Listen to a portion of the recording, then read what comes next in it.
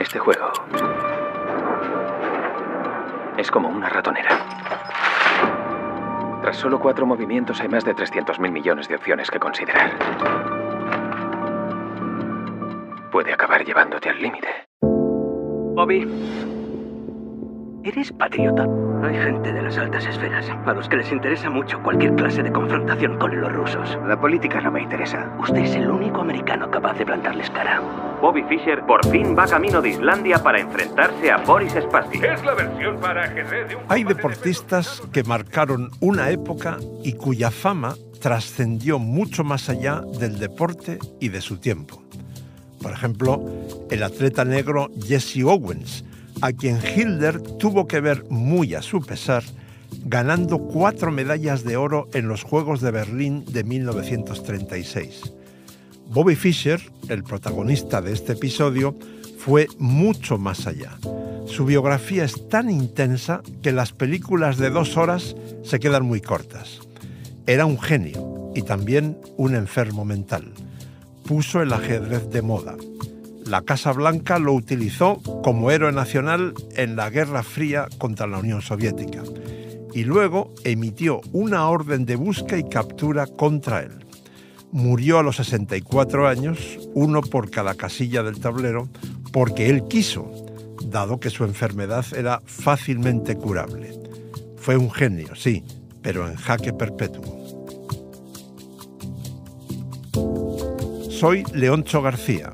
Llevo 50 años enganchado al ajedrez, 39 como periodista y 37 trabajando para el diario El País. Muy pronto descubrí que el ajedrez es una mina de oro para un periodista, porque tiene conexiones apasionantes con muchos campos del conocimiento humano.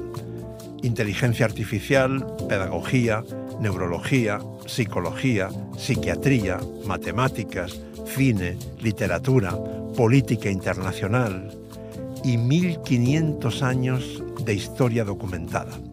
¿Se imaginan cuántos misterios e intrigas hay en 15 siglos?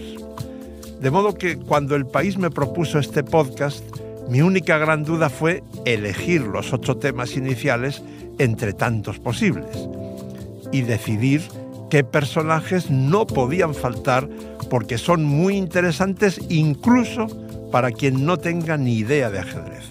El más indiscutible es Bobby Fischer.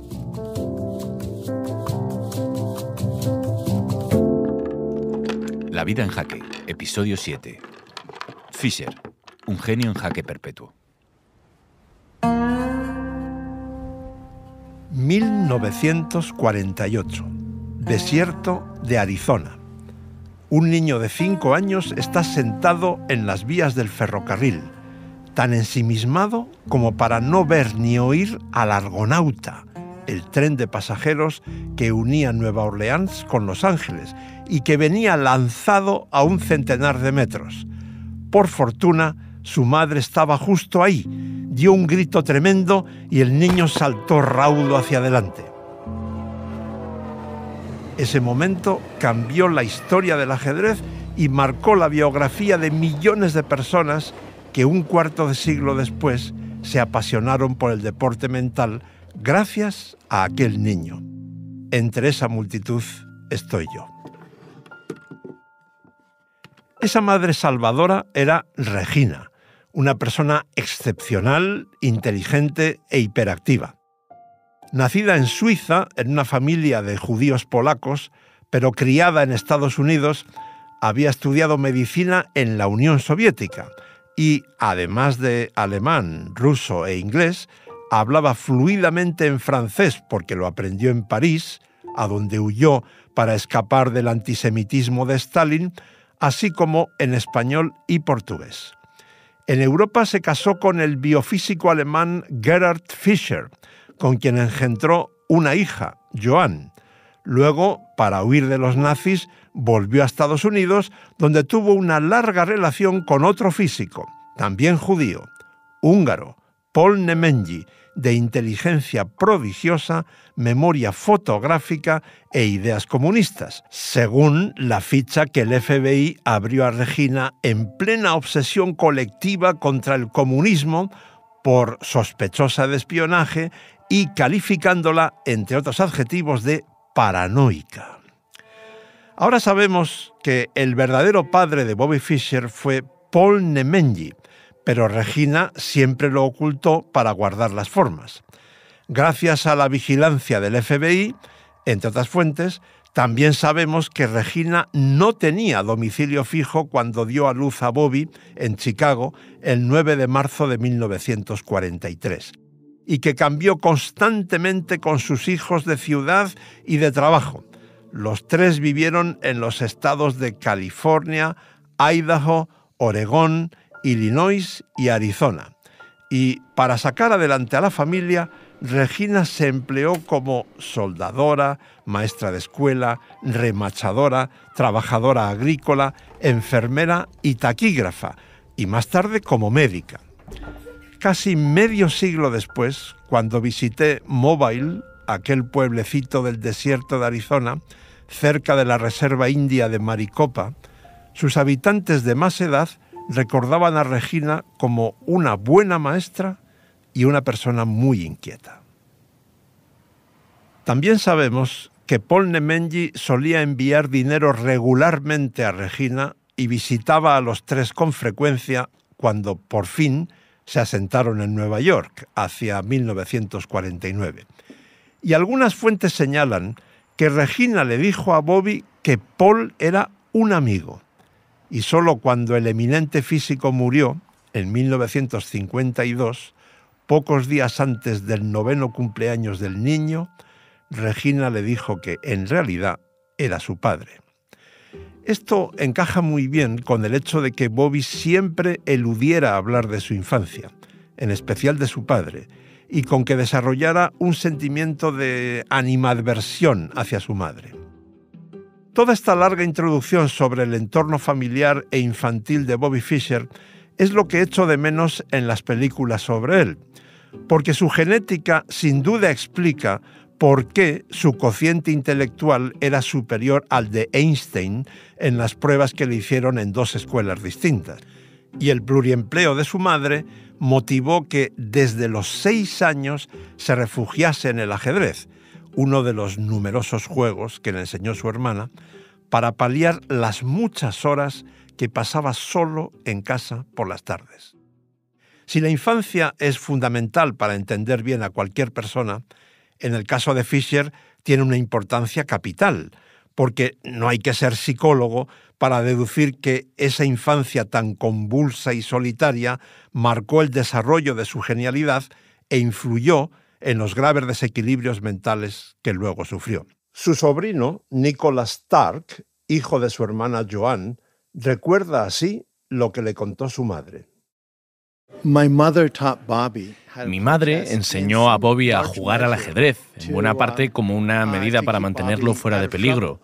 La familia no tenía mucho dinero y estábamos hablando de Los Ángeles a primeros de los años 50 o finales de los 40.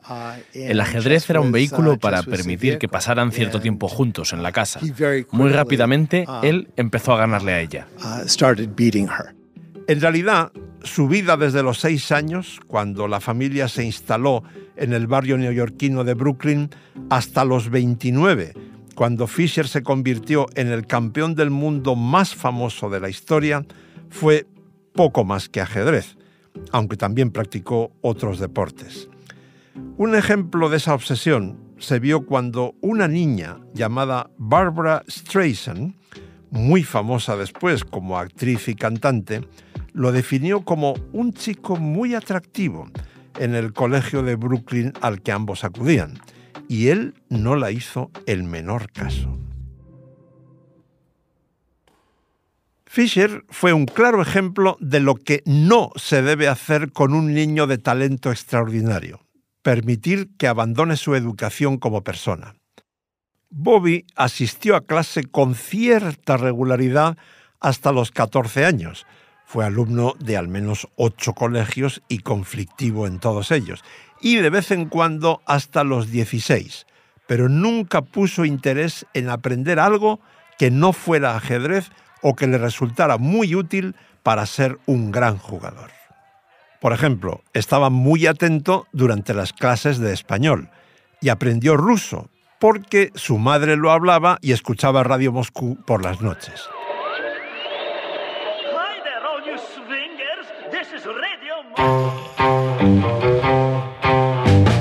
También encontró una tienda en Manhattan que podía suscribirle a las mejores revistas soviéticas de ajedrez, algo muy difícil para un occidental en los años 50 y 60.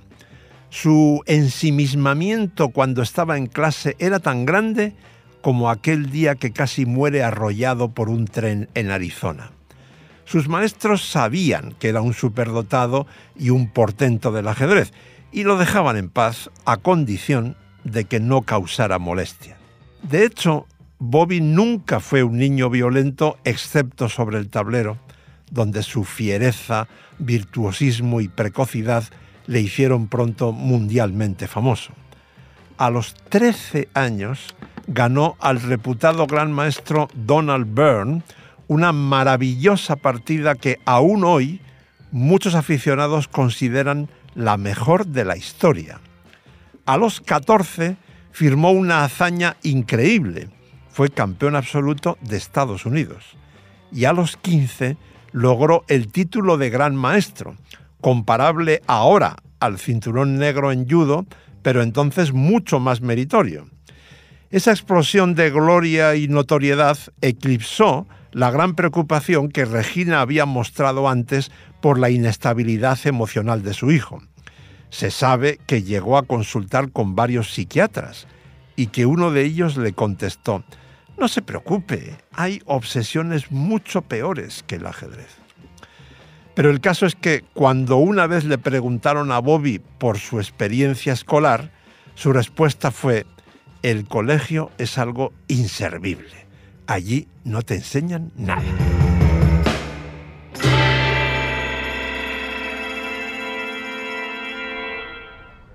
Donde sí le podían enseñar mucho era en la Unión Soviética, el paraíso del ajedrez, tal como explicamos en episodios anteriores de este podcast. Y la ocasión se presentó en 1958, porque Fischer había logrado a los 15 años la proeza de clasificarse para el torneo interzonal, que era la fase previa para el torneo de candidatos al título mundial. El interzonal se iba a jugar en la ciudad de Portoroz, que entonces pertenecía a Yugoslavia y hoy es Eslovenia. Como la fama de aquel mozalbete estadounidense ya era mundial, la Federación Soviética le ofreció que visitara Moscú antes de ir a Portoroz. Fischer llegó a decir: «Iré aunque sea nadando». Pero había un problema muy serio. No tenía dinero para el viaje y la Federación Estadounidense de Ajedrez tampoco. Y ahí se produce un episodio muy elocuente de cómo era aquel adolescente genial. Su madre consiguió el dinero por medio de una colecta popular, pero él lo rechazó muy irritado porque lo consideraba una obra de caridad que no estaba dispuesto a aceptar. Cabe suponer que en esa actitud influyeron las penurias económicas que Regina y sus dos hijos habían sufrido y también que Bobby terminó su escasa educación escolar gracias a una beca en el muy prestigioso colegio privado Erasmus Hall, donde prácticamente todos los demás alumnos eran de clase alta. Lo cierto es que Fischer obligó a Regina a devolver todo el dinero recaudado. Pero el destino estaba de su lado. Gracias a su fama de niño prodigio, Fischer fue invitado a un popular programa de televisión llamado I've Got a Secret. Tengo un secreto. Sería una lástima que un estadounidense perdiera por incomparecencia. Por tanto, aquí están los billetes para que tú y tu hermana podáis volar a Moscú. Y ahí, en directo, le regalaron los billetes de avión para que su hermana y él volaran a Moscú.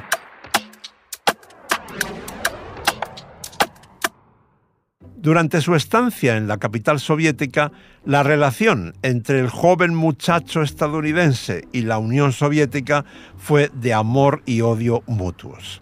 Fischer admiraba la cultura ajedrecística de aquel inmenso país, pero se enfadó porque no lo invitaron a jugar partidas rápidas con los dos campeones del mundo de aquellos años, Mikhail Botvinnik y Vasily Smyslov. Desde el otro lado, los soviéticos estaban asombrados ante su enorme talento, pero también criticaban su descaro, arrogancia y modales muy poco refinados. Le invitaron a ver una representación del ballet Bolshoi, que era la mayor exquisitez cultural entonces en Moscú, pero él solo quería jugar rápidas contra los mejores a todas horas en el Club Central de Ajedrez. Ni Bobby ni sus anfitriones imaginaban entonces que 14 años después iban a ser peones de oro en la Guerra Fría entre Estados Unidos y la Unión Soviética. Desde Moscú, Fischer viajó al torneo interzonal de Portoroz, donde firmó otra hazaña a los 15 años. Se clasificaban los 6 primeros de 21 y él terminó el sexto. Un año más tarde, también en Yugoslavia, se jugó el torneo de candidatos, cuyo vencedor sería el retador del campeón Botvinnik. Y la realidad puso a Fischer en su sitio. Quedó quinto de 8, por detrás de los 4 soviéticos, Tal, Keres, Petrosian y Smyslov. Nadie dudaba de su inmenso talento y potencial, pero no era realista pensar que a los 16 años podía ser campeón del mundo. En cambio, sí era el momento de mejorar su imagen descuidada. Y eso ocurrió gracias a otro personaje de película, el argentino Miguel Najdorf, como él mismo me confirmó muchos años después. Fischer y Najdorf se encontraron por primera vez en el torneo argentino de Mar del Plata de 1959, y hubo una buena química entre ellos desde el primer momento. Najdorf, que entonces tenía ya 49 años, llevó un día a Fischer a su habitación, abrió el armario y le mostró un montón de trajes perfectamente planchados y colgados. Y le dijo: Bobby, los mejores ajedrecistas del mundo tenemos que vestir bien, porque eso dará una buena imagen del ajedrez. Un año después, durante la Olimpiada de Ajedrez de Leipzig, en Alemania Oriental, Fischer llevó a Najdorf a su habitación y le mostró una colección de trajes impolutos, que luego probablemente le ayudaron a mejorar su tensa relación con las mujeres en general. Por ejemplo, ese mismo año, 1960, Fischer registró el único fracaso sin paliativos de toda su carrera en el torneo de Buenos Aires, porque por una vez en su vida le encandiló mucho más una mujer que las batallas en el tablero. Esto es lo que dijo en una entrevista en 1963.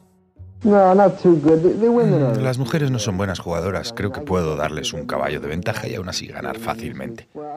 No creo que deban inmiscuirse en tareas intelectuales. ¿Saben lo que digo? Deben quedarse estrictamente en casa.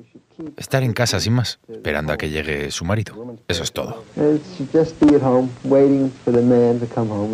Tras varios éxitos resonantes, llegó el siguiente ciclo del Campeonato del Mundo, que se disputaba cada 3 años.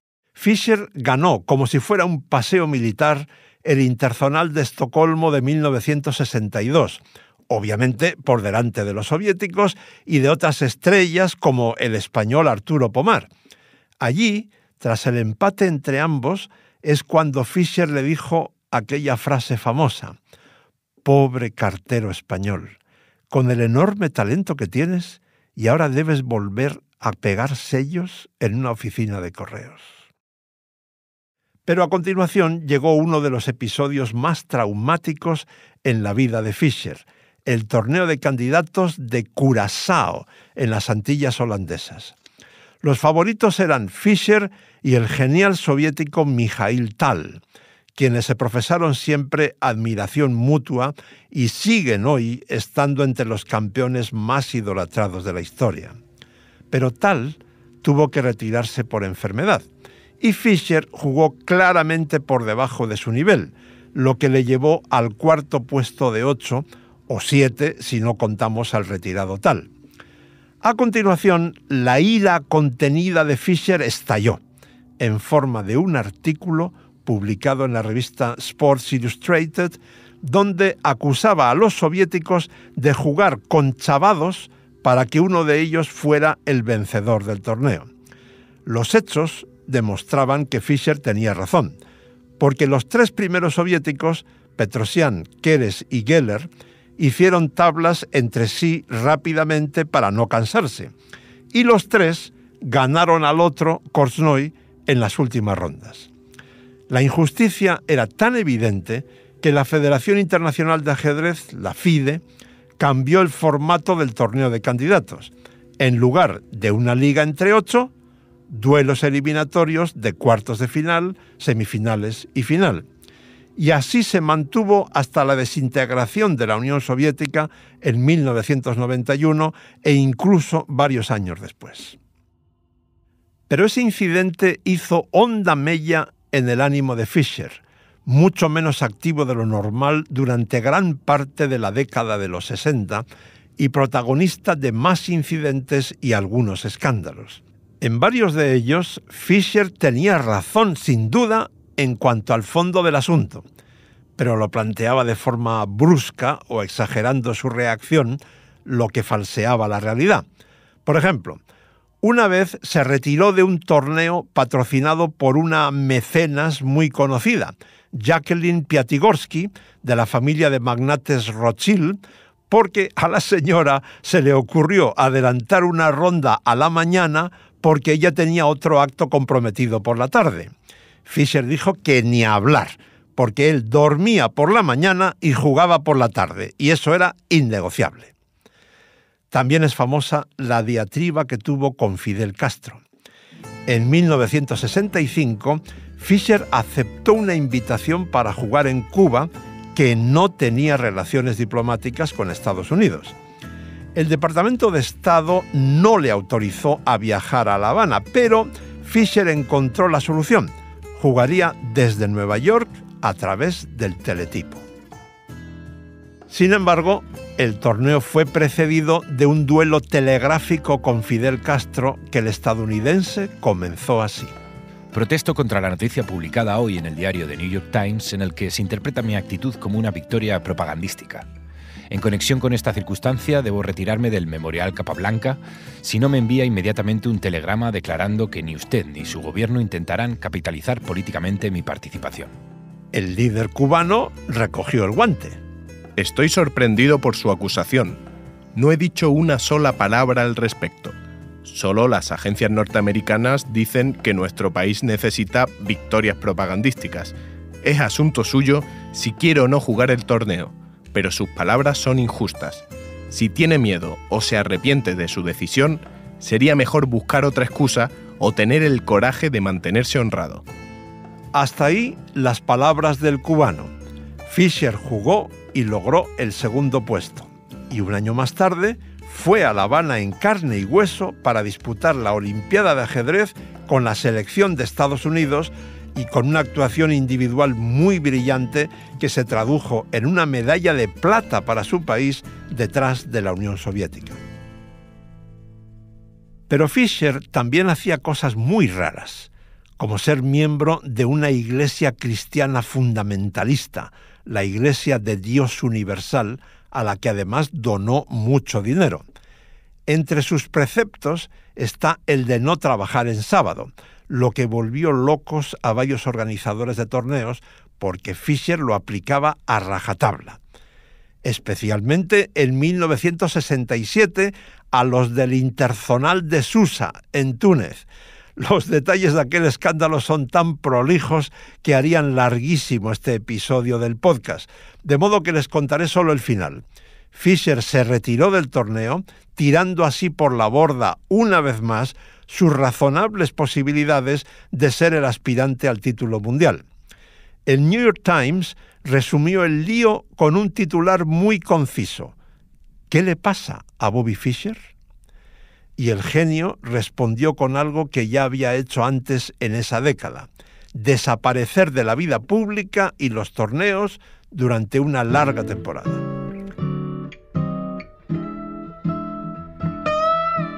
Reapareció al año siguiente, 1968, ganando un par de torneos, y se presentó en Lugano, Suiza, con la selección de Estados Unidos para disputar la Olimpiada de ajedrez.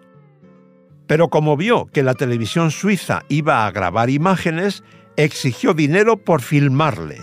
Y como le dijeron que no, se marchó sin jugar, dejando colgada a su selección, que esta vez se quedó sin medalla. Fischer no jugó un solo torneo en 1969, ni siquiera el Campeonato de Estados Unidos, que siempre ganaba, porque tenía algunas discrepancias con la Federación de Ajedrez de Estados Unidos. Y eso era un problema muy serio, porque al no jugar este campeonato no tenía derecho a disputar el interzonal del próximo ciclo del Campeonato del Mundo, que se iba a celebrar al año siguiente en Palma de Mallorca.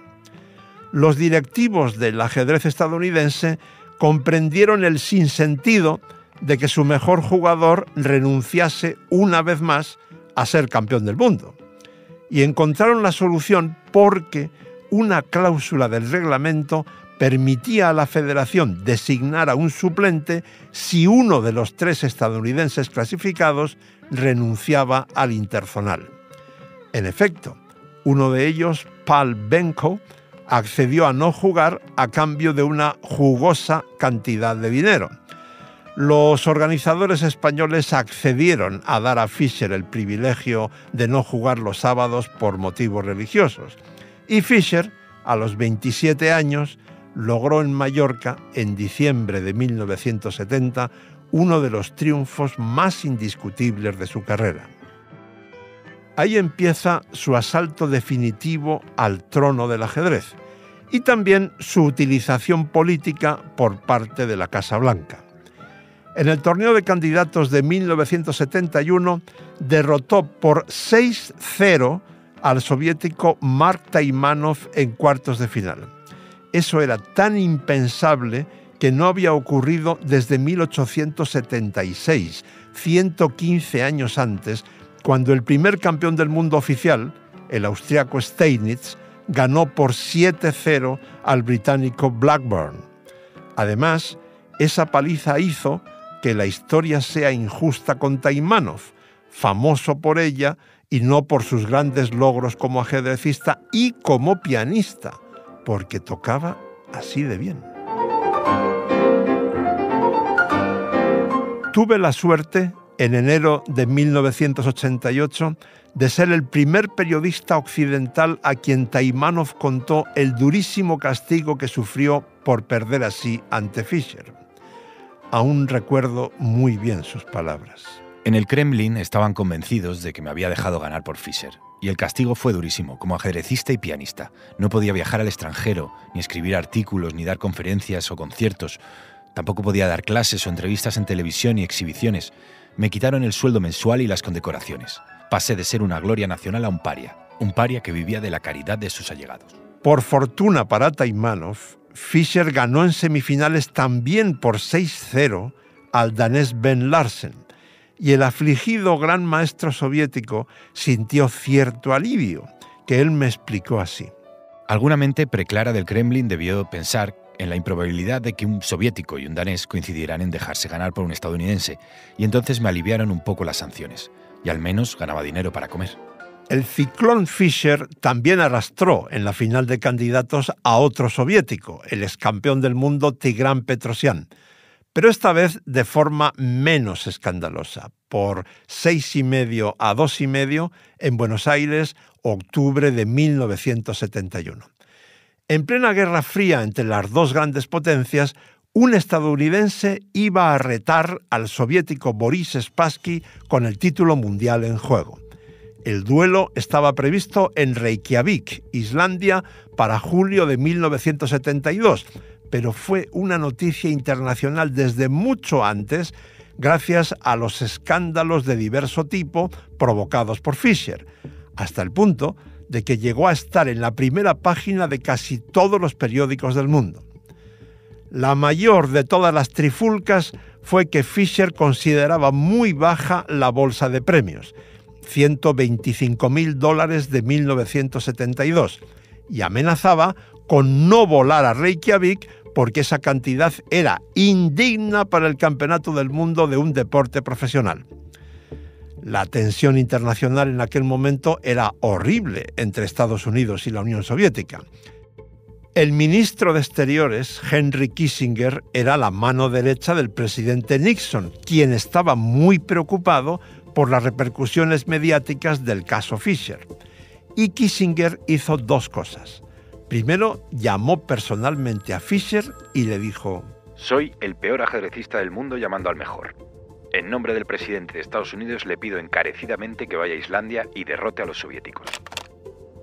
Además de explicar a Fischer que para el gobierno soviético el ajedrez era un escaparate de la supuesta superioridad intelectual del comunismo sobre el capitalismo, Kissinger llamó también a un mecenas británico, Jim Slater, y le pidió que aumentara la bolsa hasta $250.000 de la época, que ahora serían probablemente 10 veces más. Así lo explicó el propio Slater en un podcast de la BBC. Se sabía que Fischer era torpe, rudo y probablemente estaba enfermo, pero eso no me importaba. No lo hice porque fuera muy educado o elegante, sino porque desafiaba la supremacía de los soviéticos y porque eso era bueno para el ajedrez. No sé muy bien qué impresionó más a Fischer, si el deber patriótico o el doble de dólares. Pero lo cierto es que hizo caso a Kissinger y fue a Islandia en un avión de la compañía Icelandic Airways en el que las azafatas le exprimían las naranjas delante de él para servirle el zumo inmediatamente, tal como él había exigido. Fischer ha llegado solo 5 horas antes del límite, que hubiera supuesto su derrota por incomparecencia en el Campeonato del Mundo. Pero ha ocurrido 7 días después de cuando se esperaba su llegada aquí, en Reykjavik. Este retraso continúa alimentando el ambiente de circo que rodea su posible participación en este campeonato. Desde la llegada de Fischer a Reykjavik hasta varias semanas después, cada día fue un guirigay y un conflicto diplomático cuyos detalles me voy a saltar porque si no este episodio duraría varias horas. Cuando por fin comenzó el duelo, Fischer estaba pasado de revoluciones, arriesgó demasiado en la primera partida y perdió. Además, amenazó con no jugar la segunda si no se eliminaban las cámaras de televisión que había en la sala, porque decía que causaban mucho ruido y le molestaban. Dicho y hecho, no se presentó a la segunda y perdió por incomparecencia. Con el marcador 2-0 a favor de Spassky, Kissinger volvió a llamarle y apeló de nuevo a su patriotismo. El propio presidente Nixon le envió una invitación para acudir a la Casa Blanca cuando terminase el duelo, tanto si ganaba como si perdía, y le dijo que le admiraba, porque era un luchador. Y el New York Times publicó un editorial en el que pedía a Fischer que se dejara de tonterías y se pusiera a jugar en serio, porque el honor nacional estaba en juego. Fischer entró en razón, remontó el marcador y consiguió que los medios de comunicación del mundo entero estuvieran pendientes de unas partidas de ajedrez que se jugaban en Islandia. Las emisoras de radio de muchos países, por ejemplo de España o de Colombia, interrumpían su programación normal para dar novedades sobre el Campeonato del Mundo de Ajedrez Spassky-Fischer. Finalmente, 2 meses después, terminó el duelo. Fischer ganó por 12,5 a 8,5, destronó a los soviéticos, invencibles hasta entonces, y fue recibido como un héroe en Estados Unidos. Kissinger respiró tranquilo por fin y el New York Times publicó otro editorial en el que dijo que la derrota de Spassky iba a suavizar a los soviéticos en las negociaciones con Estados Unidos y que, por tanto, aquel duelo de ajedrez había disminuido el peligro de una guerra nuclear y había sido una de las mayores derrotas propagandísticas de la Unión Soviética en sus casi 75 años de existencia. No creo que sea bueno mezclar en general el ajedrez y el nacionalismo. Pero ahora me produce satisfacción porque fueron los soviéticos quienes empezaron con esto, utilizando el ajedrez como un arma de propaganda, con toda clase de trucos para retener el título y ahora se les ha vuelto en contra. Para quien no supiera nada sobre Bobby Fischer hasta hoy, esta historia podría terminar aquí, en buena lógica, pero no. En realidad, lo más jugoso, extravagante y asombroso, con momentos muy divertidos y otros muy tristes, os lo contaré en el próximo episodio. Porque, como os he advertido al principio, la vida de Bobby Fischer es tan apasionante que no cabe en una película normal. La vida en jaque, historias de ajedrez, es un podcast de El País Audio, escrito y narrado por mí, Leoncho García, producido por José Juan Morales, editado por Ana Rivera, grabado por Camilo Iriarte, con diseño sonoro de Nacho Taboada y dirección de Silvia Cruz La Peña.